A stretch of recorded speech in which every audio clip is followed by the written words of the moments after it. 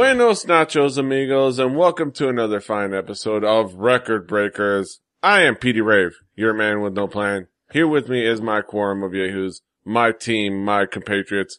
First of all, we have Drew. Hey. We have Brett. Hey, everybody.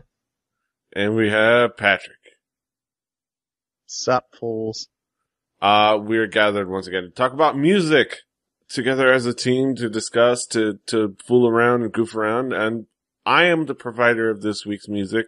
And I decided to go with, that album that everybody remembers hearing everybody else say was the best thing since sliced bread, which was the Arcade Fire's, The Suburbs. It was that album that was well reviewed on every website that does music reviews and was like on every hot list and whatnot. But it is a interesting record to even discuss and to look at because actually it's pretty darn good musically. It's actually a pretty fun record, but we'll get into that in a little bit. And I'll kind of spell out a little bit of what I know of the record. But first of all, let's go around the horn to talk to you guys. I'll go with Brett. What were your expectations coming into this record? Well, just to say, I found a 2010 of August 2nd of 2010 bad review for this album. It was a lone soldier out in the mix. I found it hilariously wrong, but it is okay. I had no clue. I didn't know this album. Honestly, the only time I'd heard anything off this album was before any of the morning stream with Scott Johnson and Brian Ibbott. He plays some of his music, and I heard a couple of songs off of this. Otherwise, I was completely out of the mix when it came to this album. But I kind of expected that it was indie rock, so I was waiting for an accordion, a ukulele, some, self-doubt, a couple of oohs and ahs, some of that. But I had no clue. Mm-hmm. I'll go with Patrick. What expectations did you have coming into this record? Similar to Brett's, I knew Arcade Fire were the indie rock band that critics loved. And I figured I have heard them before, but I didn't know what I was listening to kind of thing. It's not that I don't listen to indie rock, it's that I don't seek it out, so I don't end up listening to a lot of it. It falls in my feet, and sometimes I really like it, and sometimes I don't. So I knew I was getting modern indie rock, and I knew they were critically acclaimed, but that was about it. Mm-hmm. And last but not least, Drew, what did you expect coming into this record? Well, weirdly, what I expected was not the band I thought we were doing. Because I always get Arcade Fire and the Flaming Lips mixed up, and I'm not sure why. What? Those are two different things. I know. The fire brings those two together, but no. The reason why, which I was going to get into, was that, around the time, I was hearing both the names from the same groups of people. So they're always sort of linked in my head. And the people that I always remember talking about the Arcade Fire were the sort of snooty, music lovers, I guess I could say. I listen to this because this is the best stuff ever, blah, blah, blah, blah, blah. That's what I think of when I think of Arcade Fire. So I was expecting sort of the overly artsy for the sake of being artsy sort of music, I guess. And that's just what I was going into it with the mindset of. Mm-hmm. Yeah, it's an interesting record. It's about the suburbs, basically. Win Butler says that, the album is neither a love letter to nor a indictment of the suburbs. It's a letter from the suburbs. It's a very interesting quote, and it's this very odd, really cool ambient album, very much, touching on different themes of being, from the suburbs, the sprawl, city with no children, things like themes and elements of being in the suburbs. I don't know, it's always hard for me to really articulate, things musically, especially, when it's just this really cool, that has high energy spots in it. It's very cool music, very, ambient when it needs to be. It mixes a couple of different styles. And it's a very cool, interesting record that visits quite a few different places, at least for me. I'll go with you guys. What themes and elements stood out for you guys? Brett, you go first. Well, I heard a lot of early Stones in this album. Like the jangle, there's no Mick Jagger, but everything else in the Stones, which that's a large amount of the Stones. I heard like a lot of the jangly, but I could probably guess as a single coil pickup, jangling out. It was really, really, well mixed.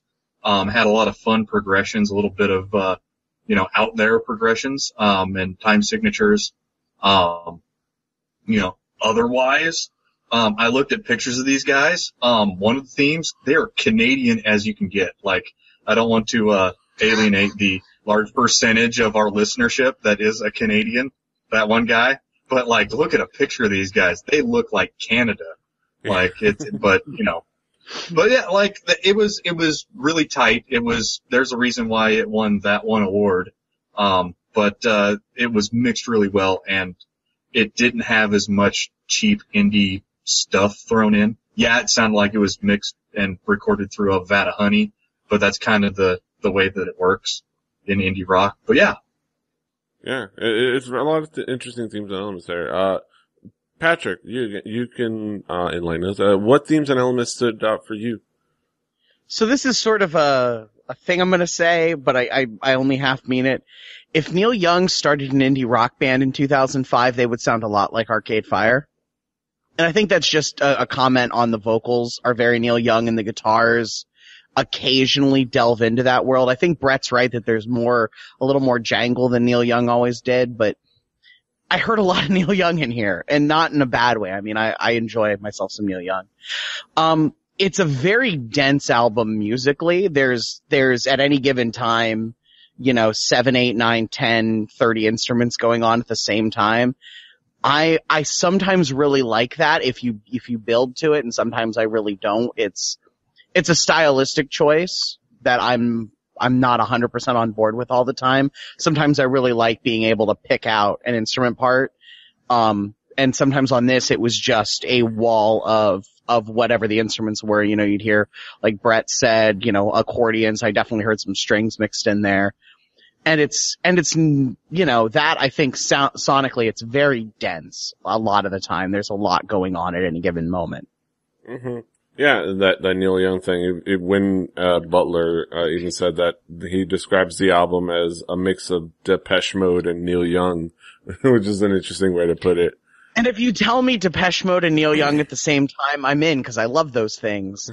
And this had elements of both. I will give it that. And at times, I think captured that. Mm-hmm. Drew, what themes and elements stood out for you once you got to listen to the record? I will say again, as Swagger said, there's the vocal, when I believe his name is, very, very Neil Young. And that's not a bad thing. That is what it is. I like me some Neil Young every now and again, so that's not me saying that's a bad idea. Take it where you can get it. So, the composition was really, really good, throughout. There was a lot of instrumentation. Different strings, pianos, keys, all that sort of thing. So it all meshed very, very well. And good composition really helps with that. Like Brett said, there's that indie sound over the whole thing. Almost like, I hate to say it like this, it's oversimplifying, production. So sorry. Sorry all the no audio engineers that listen to our show that are about to get offended. But it's like, the indie sound is like an Instagram filter over music. You get that sort of idea and what it sounds like. But, even within that, with a lot of that, sometimes you do lose certain instruments, but being able to pick out any number of instruments in a dense album like that, on the songs that did have, those dense arrangements is really saying something. For me, the album though, like, I'm probably 70-30 on it, and what I mean by that is like, there was probably most of the album I really, really, really dug, and I'm interested to actually go around and pick out other Arcade Fire, like, albums and sort of hear more of what they're about. But some of the songs in this just didn't do it for me. Unlike other records where we've had on here where I've loved or hated the entire thing, there were certain things on here where I just was like, whatever. I've sort of forgotten about it. But then there were other songs where I just found myself just sort of bobbing along and like getting into the groove of it, and like the melody was stuck in my head later. So that is, whoa, dear Jesus. That better stay in. Not gone well. That has got to stay in. Well, there's a plate I'm gonna have to clean up later. But that's not important right now. There's a broken plate on the floor, but that's not important right now. What's important is, like you mentioned, going off of the tracks, the songs, some of the tracks, some of the key songs that I think some of my favorite songs, and some of those songs that I think we could probably key in on, and we can go on there's a ton of songs to pick out from. Songs like Ready to Start, which has a really cool feel to it. And is really cool lyrically and has some, cool, emotion to it.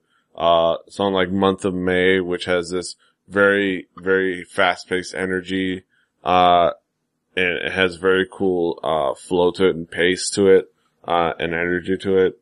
Song like We Used to Wait, which also has a really cool energy to it, and the music video is really cool because it was like an interactive, you can actually, now I remember, yeah, We Used to Wait actually was an interactive thing where you could put in your home address, and it would like put a Google Maps thing, and it was like this interactive going through your neighborhood. You can go through your hometown, and the music video would take place in a Google or a Maps version of your hometown, which was interesting.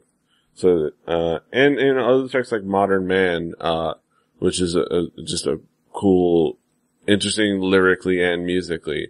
I'll go around to Brett. What would be some of the tracks that caught your attention and why?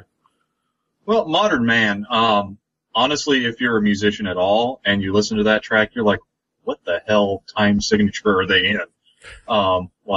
It's 9/8. That is so difficult that, like, you have to make yourself not want to do what you are trained to do. It's just harsh enough to get the point across. Like, there's a reason why they made it be so skippy sounding and off sounding, but it works. And it really could have been a lot worse. The execution is really good on that. Also, Month of May, there's tone to die for. The progression was it's not overly complicated, and that was the up to that point the best use of reverb in all of the album. And We Used to Wait. It's a solid indie track that has really, really good backing vocals on top of a really, really solid main track. Real good album. For picking the tracks out. I really had to pick like 3 of the best because you can't talk about all the tracks on the album, but there's some gold in their hills. Mm-hmm. Patrick, what would be some of the key tracks for you that caught your attention? The album was hit or miss for me. I either loved it or I was kind of meh on it, but there were a couple that I just really loved. Modern Man, although it was not the Bad Religion song, which I do indeed love. That was the song that made me go, holy crap, this is like Neil Young indie rock. And their vocals are great because of it. I'm not in love with the way the drums sound some places on this album, this song specifically. But it's a good song. It's a really good one. I think it's one of the stronger tracks. My favorite on the album is all the way near the end. It's Sprawl 2, Mountains Beyond Mountains. I love it because it is the promise of Depeche Mode and Neil Young. It's so 80s synth pop, post-punk new wave, kind of like The Cure and Neil Young had a baby and made this song. And I think what Arcade Fire does really well is they manage to capture familiar sounds if you're a music person like all of us are. We all listen to music from the last, 50, 60 years. So they pick little bits and pieces out of different decades, this sort of 80s synths, but with, 60s and 70s sort of, what we would call now like classic rock kind of guitars, and mix it all together, and you get something that is genuinely new and interesting. And I feel like that song for me got the best mix of the, bits and pieces they sort of are pulling from. Those two, like I said, Sprawl 2, I think near the end of the record is that one, like listening to it through when I hit that song, I'm happier for it. Yeah. And Modern Man's really good. Yeah. Some fantastic tracks. Drew, what would be some of the tracks that caught your attention? I'm surprised we haven't done the record breakers thing with this one, because I thought, the Suburbs started out really, really super strong for this record. First song out the gate, I really, really liked it. Piano was on point. It was simple. It was fun. It was a cool groove to it. Modern Man, even though it wasn't the George Carlin bit, really liked that one as well.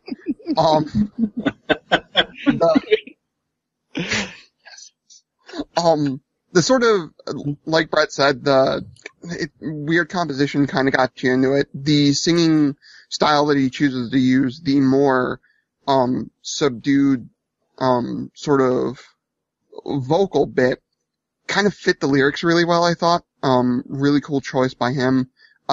Really sort of that morose feeling about the whole situation, that the subject is in that. And then something about Suburban War was just really, really cool to me. I really, really like that song. It sort of reminded me of almost the antithesis of, like Pink Houses. Yeah. If I could not lisp today, should have gotten a drink or something.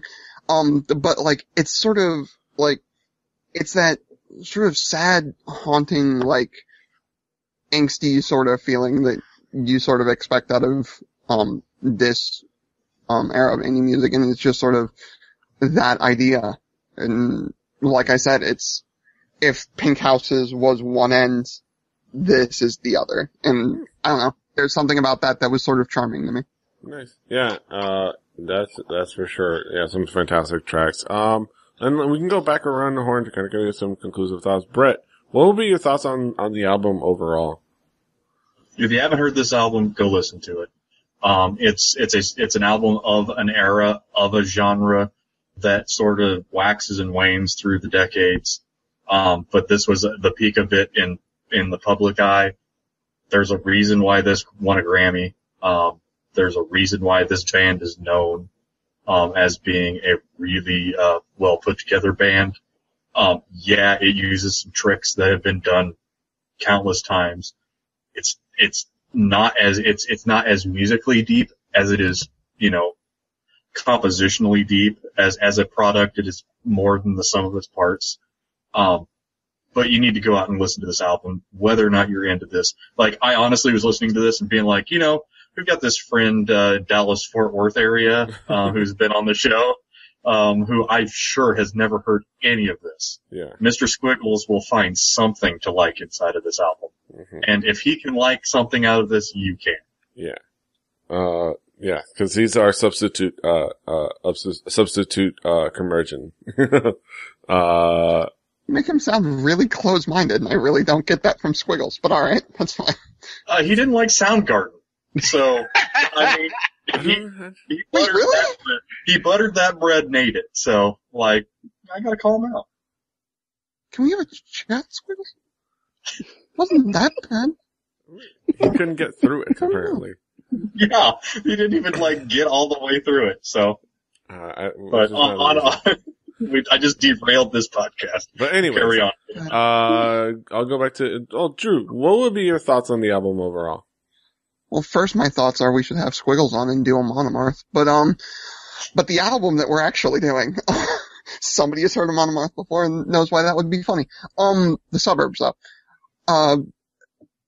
Overall, this was really, one, not what I was expecting, which is always a good thing for me, and two, really, really well done. I'm not the indie guy, I guess, so some of this stuff has flown over my head. in the past few years as far as indie music goes. But I really ended up liking this one. Yeah, there are some tracks that didn't hit with me very well, but like overall, I'm actually interested to hear the other stuff, like I said, from Arcade Fire. This was overall a really solid record. Really glad it got brought up, and again, I'd say this more often, but things like this is why we do the show. Yeah. Or why I like doing the show. I get brought things that I might have lost in the shuffle, and I should have listened to before. Yeah. Patrick, what would be your thoughts on the album overall? I'm going to say it this way. You know that song you heard in that trailer for that Joseph Gordon-Levitt and or Zooey Deschanel movie that you thought was really, really good for like their indie film? That was probably Arcade Fire. And if you liked that song, there's more to be had. There's a whole lot of talent in this group, and when they get a good one, it's really, really good. I think it's, like I said, for me a little hit or miss, but there's a lot of good on this record, and there's probably a lot of good in their catalog, just sort of expounding upon that. You know, there's a ton of talent. It is, if you like indie rock, you're probably already into them. If you're not, then like stop being the hipster that they're too popular and you can't like them. I get why they're so well regarded. They're very, very good at what they do. They have a really specific sound and they execute it well. And like I said, there's a couple of songs on here that are magic. And that, I think, maybe I didn't love everything, but I liked a lot of it. Yeah. And overall, it is a really fun and fantastic record, and really creative and cool record. And this is why I love doing this show, and I love that you guys dug it, and I love you guys basically had the exact reaction I always aim for when I pick a lot of the records, which is I didn't know what I was gonna get, but I liked it. And that's always my goal, and I'm glad when I do achieve that goal, unlock that achievement every time on this show. And I did it with this one. This is a really fantastic record overall, and I've always really dug it, especially when it came out. And people should listen to it, I know it's like, oh, that Arcade Fire, oh, they're such that hipster band, whatever. People are, really high on them, but it actually has some good music there that you should check out. And that's it for our thoughts on the album. Now we get to our main event of the evening. We get to our haiku reviews. Let's see, who am I going to pick first? I'll go with Drew since he's already on camera. Drew. Alright, cool. Definitely not The Sounds of Pac-Man Fever. My shoulder's hurting.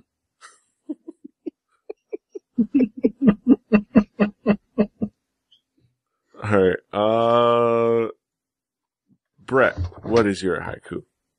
How can I follow that? Indie won Grammy. Done by some Canadians. Didn't do so bad.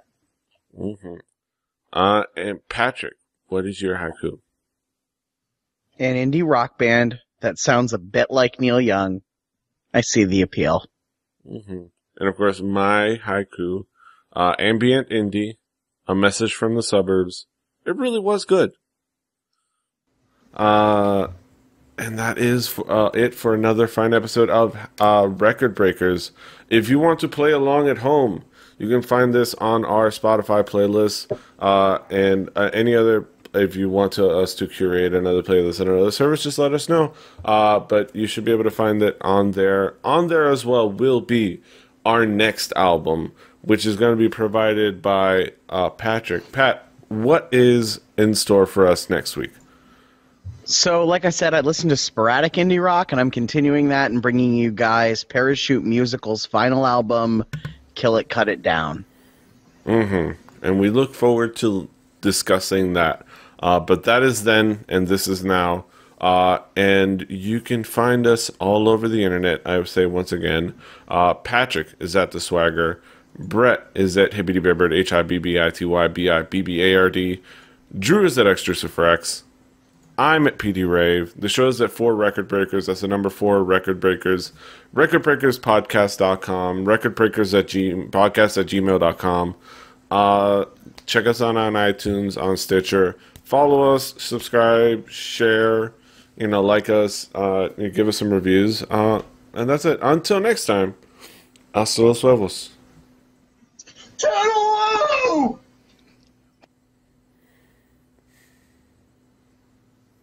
I'm going to go clean up a plate. You do that.